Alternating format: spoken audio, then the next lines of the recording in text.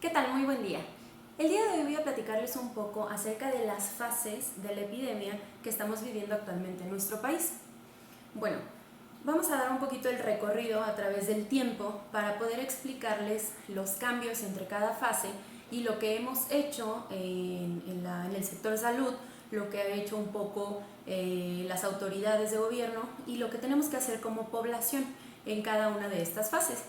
Pues bueno, la fase 1 en México, hablando específicamente, inició el día, si no me equivoco, el 28 de febrero, que fue cuando se identificó el primer caso en la Ciudad de México de un hombre de 35 años que había viajado al extranjero y que inició con síntomas, estaba como un caso sospechoso, hicieron sus laboratorios, su toma de muestra, lo llevaron al laboratorio y se determinó que era positivo para coronavirus SARS-CoV-2 y tenía la enfermedad COVID-19. Entonces, a partir de ahí es la fase 1, ¿en qué consistía? Bueno, los contagios venían de otros países, es decir, María, que viajó a España, llegó a México, pero se contagió en España. Pedro, que había viajado a China, se contagió en China, pero llegó a México y empezó con los síntomas y los signos propios de la enfermedad COVID-19. Y esto es importante mencionar que tenemos un periodo de aproximadamente 3-4 días hasta 14 días en lo que se presentan los signos y los síntomas de la enfermedad. Y esto es importante porque de repente nos dicen, oigan, ¿y por qué tengo que estar 14 días encerrados y viajé, bla, bla? Bueno, es esta situación. Dentro de este medio mes se pueden presentar los datos y presentar la enfermedad. ¿Qué sucedería si andamos por la calle? Pues bueno, infectaríamos a mucha gente. Entonces, la característica de la fase 1 es contagios que vienen, personas que están contagiadas que vienen del extranjero y personas que son mexicanas que tuvieron contacto con alguien que estuvo en el extranjero y se contagió de esta manera. Entonces, cualquier persona que tuviera tos, fiebre, dolor de garganta, dolor de cabeza, con algunos otros datos, tenía que cumplir el supuesto de haber viajado o de haber estado en contacto directo con una persona que venía del extranjero. Entonces, esta fase 1 se caracteriza porque los contagios son traídos del extranjero, por así decirlo. Y las acciones que tomó nuestro gobierno en esta situación y tomamos el sector salud fue pues primero toda la preparación y la capacitación del personal para lo que venía en las siguientes fases y empezaron a trabajar para poder tener protocolos de distanciamiento social, preparación económica, todo esto para las siguientes fases. Bueno, entonces la fase 2 entramos el día 30 de marzo cuando se detectó el primer caso comunitario o contagio comunitario. ¿Esto qué significa? Gema no ha viajado al extranjero, no viene del extranjero durante los últimos 14 días, no viajó, no ha estado en contacto con María ni con Pedro que venían del extranjero, sin embargo, está enferma. O sea, ¿dónde lo obtuvo? No sabemos. Pudo haber sido en el supermercado, en el laboratorio, en su consultorio, en la gasolinera, en un baño, en algún lugar donde ella no identifica que se contagió. Entonces, el contagio comunitario significa todo aquel paciente con sospecha de COVID-19, pero que no ha tenido contacto ni con extranjeros ni ha viajado al extranjero. Ok, entonces, en la fase 3, que es en la que acabamos de entrar este pasado 21 de abril, ¿qué significa la fase 3? Bueno, la fase 3 significa que estamos en un pico, es decir, tenemos, por ejemplo, la curva, ¿no? En la fase 1 veníamos en unos contagios leves, pocos, que se contaban en decenas. Vamos aquí, si lo vemos como una curva, la fase 2 vamos por aquí, que son los contagios comunitarios, y la fase 3 es este pico, es decir, toda esta subida hasta antes de bajar. ¿Qué sucede? En esta curvita de arriba los contagios van a ser arriba de cientos, miles, a lo mejor 800 al día, 700 al día, 1100 al día, 1200 al día. ¿Ok? Entonces, ¿qué vamos a hacer en esta fase 3. Lo que hacíamos en la fase 2, que no lo comenté, lo voy a comentar ahora, que fue el decreto que se realizó el 23 de marzo, que fue la jornada de sana distancia, iba a decir de sana distancia, que fue pues actividades solamente esenciales, es decir, la compra de los alimentos, la venta de los alimentos, la recolecta de basura, los servicios médicos, etc. Entonces, todas las actividades no esenciales y las actividades de oficina que pudieran realizarse desde casa se mandaron a casa a los trabajadores, y en el caso de las escuelas se mandó a hacer la escuela desde casa el 23 de marzo, y a partir de que terminan las 2 semanas de vacaciones se retoman las clases vía en línea o en la televisión o por su computadora.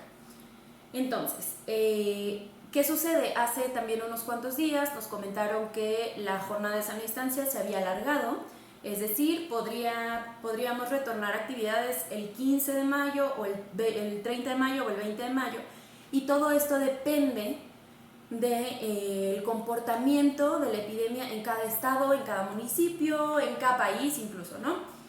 Entonces, ya que estamos en esta curvita de acá, viene la fase 4, que es la fase de resolución o la fase de descenso del número de casos. Entonces, decíamos que en la curva, cuando sube, en esta parte tenemos 800, 700, 900, 1000, 1100 casos, y entonces ya cuando empezamos a ver que diarios son 800, son 805, 700, no va aumentando el número, entonces decimos que vamos a entrar a una fase 4, ¿sí? De descenso. Entonces, 800, 800, 700, 600, 500, 200, 100, 100, 100, 100. Bien, entonces, una vez que esta fase termina, la fase 4, pudiéramos volver a entrar a una fase 3 o solucionar la epidemia, que sería entonces la fase 5. Y en esta fase 5 significa que ya los contagios son muy pocos o ninguno. Es raro que sea ninguno, pero que son muy, muy pocos. Y esto podría alargarse hasta noviembre, diciembre, enero, febrero, marzo, abril del año que entra. Pero entonces ya habríamos retomado las actividades. ¿Qué cambios hay en la fase 3, 4 y 5? Bueno, en la 3 es básicamente los mismos cuidados que teníamos en la fase 2. Y como lo he comentado en otros videos, pues es la higiene de manos, lavarnos las manos frecuentemente, limpiarnos las manos con alcohol gel frecuentemente, evitar tocar la cara, evitar tocar ojos, nariz, boca. Si estornudamos o tosemos, hacerlo en el ángulo interno de nuestro codo.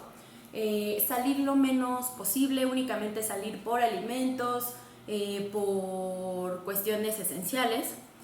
Si identificamos que tenemos fiebre, tenemos tos, dolor de garganta, dificultad para respirar, que yo me agite, camino lo que normalmente camino, y en lugar de estar tranquila, llego así a mi casa, ¿no? O subo las escaleras de mi cocina a mi cuarto y llego como si hubiera corrido un maratón. Eso no es normal, y eso amerita que nosotros llamemos a los números tanto estatales o federales que tenemos a la disposición, que en un segundo se los digo, para comentar nuestra situación y nos den indicaciones de qué es lo que sigue.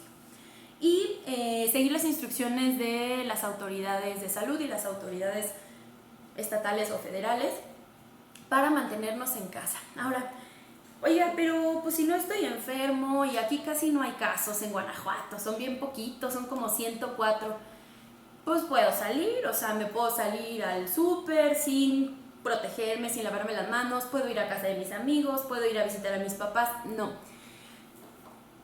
El hecho de que el 23 de marzo se haya decretado esta sana distancia nos está ayudando a nosotros como personal de salud a tener menos personas enfermas al mismo tiempo. ¿Cómo lo explico esto? En lugar de que sean 300 personas en una semana enfermas, van a ser 50, 100, 120. Entonces la capacidad que nosotros tenemos para atender a estas personas va a ser mucho mejor y va a ser mucho más eficiente a que si tenemos 500, 600 personas. Entonces, ¿qué quiero decir con esto? Si nosotros no salimos, no nos exponemos al virus, entonces es difícil que nosotros nos contagiemos en esta fase difícil, en la fase 3, ¿sí? ¿Qué sucede? A lo mejor todos nos vamos a contagiar o la gran mayoría de la población nos vamos a contagiar en un momento, pero va a ser un momento en el que en lugar de que haya 5,000 personas enfermas, van a haber 100 y a lo mejor me va a tocar una cama, a lo mejor voy a alcanzar a un respirador, a lo mejor ventilación. Entonces, esta es la importancia de mantener la distancia. No es como que aquí no hay casos y voy a salir. ¿Qué sucede si el único caso, los únicos 2 casos que están en este municipio o en el estado o en el país, por verlo en grandes rasgos, qué tal que fueron al mismo Oxxo al que fui yo, tocaron las papitas que iba a comprar, pero luego las dejaron porque ya no querían y ese bichito tiene 2 horas ahí, entonces llego yo y yo sí me compro esas papitas y luego llego al carro y me rasco los ojos porque algo me está picando, ya me infecté, ¿sí? Pero ¿qué hubiera sucedido? Si yo solamente hubiera ido al Oxxo porque necesitaba, al Oxxo o a cualquier otra tienda, supermercado, que yo necesitaba algo esencial y uso mi gel, entonces este virus, si no me aguanto la comezón, este virus, después de haber limpiado mis manos, ya no me va a contagiar. Pero mejor sería no tocarnos la cara, ¿sí? Entonces, espero que haya quedado un poquito más claro esto de las fases. La pregunta más común es ¿cuándo vamos a regresar? ¿Cuándo vamos a empezar a hacer nuestras actividades normales? ¿Cuándo voy a poder tener mi fiesta de cumpleaños, mis 15 años, mi boda, mi tal? Es difícil decirlo justo ahora, porque aunque lleguemos a la fase 5, a la fase 4, perdón, es probable que regresemos a la fase 3, o es probable que regresemos o mantengamos la fase 4 mucho tiempo. Y esto significa distancia social, evitar los eventos de más de 50 personas, todo lo que estamos teniendo el día de hoy. Entonces, es necesario que entendamos que a partir de ahora va a cambiar mucho la forma en la que convivimos, la forma en la que llevamos a cabo nuestras actividades, en la que vemos a nuestros seres queridos, al menos durante un año aproximadamente. Entonces, con todo esto pues hay que tener mucha paciencia, hay que esperar a las indicaciones de nuestras autoridades y esperar el mejor momento y estar lo más pacientes posibles en casa, cuidándonos, cuidando a nosotros, a nuestros hijos, a nuestros padres o abuelos, para evitar que enfermen y que su enfermedad sea de gravedad. Entonces, pues estoy a sus órdenes. Les recuerdo que estoy en sus asesorías en línea para cuando ustedes tengan alguna duda. En un próximo video les platicaré más o menos cómo deben de tener una llegada a casa después de salir a comprar alimentos o de ir a su trabajo o de alguna actividad esencial y muy necesaria que tuvieron que hacer fuera de su hogar. Entonces, pues me despido, espero que estén súper bien y nos vemos en una próxima. Bye bye.